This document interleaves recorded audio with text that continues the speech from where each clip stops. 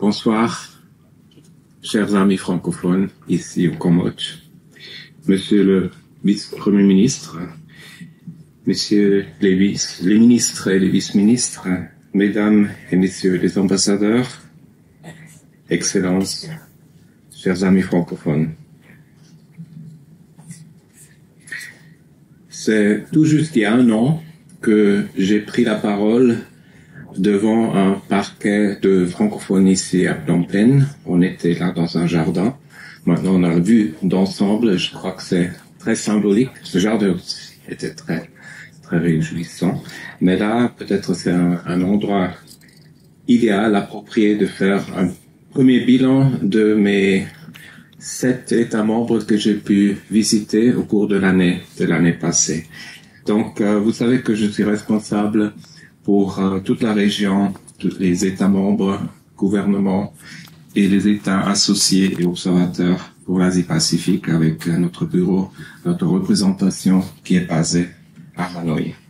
Donc, tout au long de cette année, j'ai vraiment pu mesurer l'enthousiasme, la présence et les acteurs clés qui œuvrent jour par jour, soit des professeurs, soit des officiels, soit des acteurs dans le domaine culturel pour la langue française, les cultures francophones et tous les projets et programmes que nous sommes en train de mettre en œuvre avec eux tout au long de ces 6 États membres et évidemment notre base au Vietnam.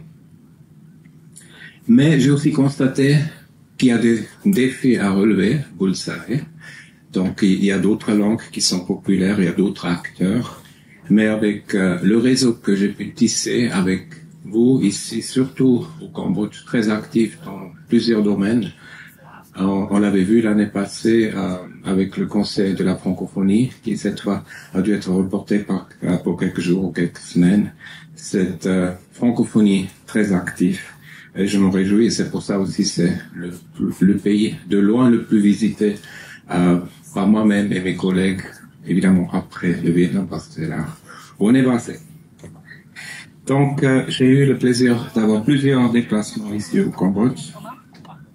Et je voudrais raccourcir un peu mes discours parce que, évidemment, l'ambassadeur a appelé à faire un inventaire assez complet de l'action de la France, mais comme je vous ai dit, on travaille main dans la main. Souvent, on a des initiatives conjointes ou coordonnées en tout cas.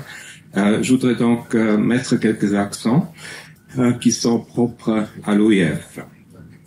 Donc, au niveau institutionnel, nous avons un organe qui s'appelle RECIFAP, le réseau des structures et institutions nationales en charge de la francophonie en Asie-Pacifique. C'est un peu compliqué, mais ce qui est moins compliqué, c'est de remercier, de féliciter Son Excellence M. Chief Chisang, secrétaire d'État, vice-ministre et correspondant national auprès de l'OIF, de ces structures, qui pendant plusieurs années avec beaucoup de doigté, des idées et des initiatives nouvelles, conduit cette assemblée qui s'est réunie ces dernières années annuellement. Et puis, je me rappelle encore très bien de notre réunion à Nouméa, en Nouvelle-Calédonie, en octobre 2023.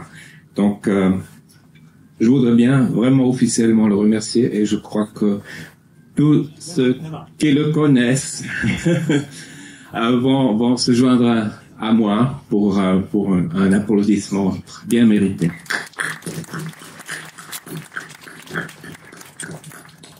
Donc, à ce stade, je sais seulement qu'il va quitter ses fonctions. J'ignore encore, récemment arrivé cet après-midi, comment son futur sera organisé. Mais il me dira peut-être ce soir.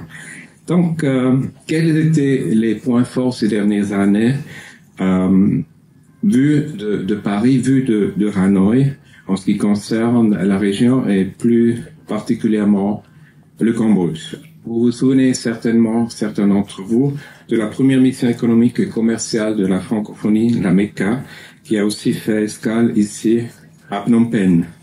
Donc nous avons pu observer une vraie dynamique économique des échanges avec beaucoup d'entreprises, soit européennes, soit asiatiques, mais aussi africaines.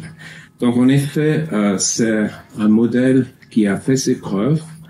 Il continue, donc ceux qui sont intéressés, je crois qu'ils se sont déjà inscrits pour les 2 missions premier semestre de cette année. Une qui va bientôt démarrer en Roumanie et puis qui sera suivie par une autre mission économique organisée par l'OIF qui va partir pour Montréal, le Canada. Donc, j'aimerais aussi mentionner l'engagement très fort du Cambodge pour les opérations de maintien de la paix.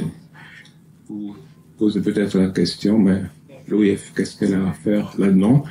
Je crois qu'on joue un rôle assez important au niveau de l'enseignement linguistique pour que les officiers qui sont instruits et qui œuvrent dans ces théâtres de tension puissent s'exprimer en français, notamment en Afrique. Donc cet intérêt continue, très content de pouvoir offrir ces cours de français aux participants militaires.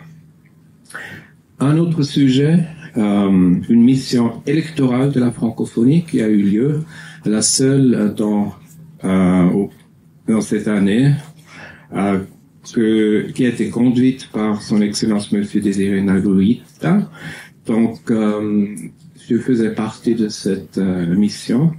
On a été bien accueillis par le gouvernement. On a eu des échanges avec toutes sortes de parties intéressées. Et puis, on a pu observer que ces élections s'étaient déroulées et en bonne et due forme, généralement. Et puis, évidemment, on a aussi pu partager quelques leçons que le gouvernement ici du Cambodge va certainement faire prêter attention. Donc, il y a d'autres éléments encore. Donc, notre programmation, vous avez peut-être entendu qu'on a reformé la programmation de l'OIF. Donc, dorénavant, il n'y a plus qu'une vingtaine de programmes. Et puis, on est assez fortement impliqué ici au Cambodge. Donc, cette année, dans le Fonds Solidarité Francophonie avec elle, on a pu identifier avec une ONG, Fonds Sepak, à Battambang, le plus grand, le plus important projet de tous ces 54 projets qui ont été finalement acceptés par le comité de sélection à Paris. Je suis très content que ce projet puisse se faire cette année ici, au Cambodge, en plus précisément à Battambang. Voilà, bon, je pourrais évidemment donner une conférence sur tous les 20 projets, je vais pas aller dans les détails, mais un projet qui me tient particulièrement à cœur, c'est la promotion du tourisme durable. Donc, dans cette perspective de décentralisation des activités programmatiques de l'OIF, c'est notre représentation à Hanoï qui a reçu ce programme. C'est nous qui allons le gérer avec 4 personnes qui vont se joindre à nous, à mon équipe, et puis on va cette année encore mettre les bases pour après réaliser des projets concrets dans plusieurs de nos États membres, évidemment, également ici au Cambodge. Donc, le 19e sommet de la francophonie, je crois, le thème a été couvert. Donc, de mon côté, du côté de l'OIF, j'aimerais aussi féliciter le Cambodge d'avoir pris cette initiative de se porter candidat pour accueillir le sommet du jubilé, le 20e sommet, dans 2 ans d'ici. Je souhaite vraiment au Cambodge bonne chance. Il y aura encore une étape à franchir. Vous le savez, ça sera décidé par le sommet même à Villa-Cotterêts en octobre de cette année. Voilà, donc je crois que je peux maintenant venir aux remerciements. Très important toujours, parce que c'est l'occasion vraiment de remercier tout et chacun au niveau du gouvernement, de la société civile, des enseignants notamment, très important, qu'on continuera de soutenir par notre institution basée à Ho Chi Minh Ville, le CREFAP, le Centre régional pour l'enseignement du français en Asie-Pacifique.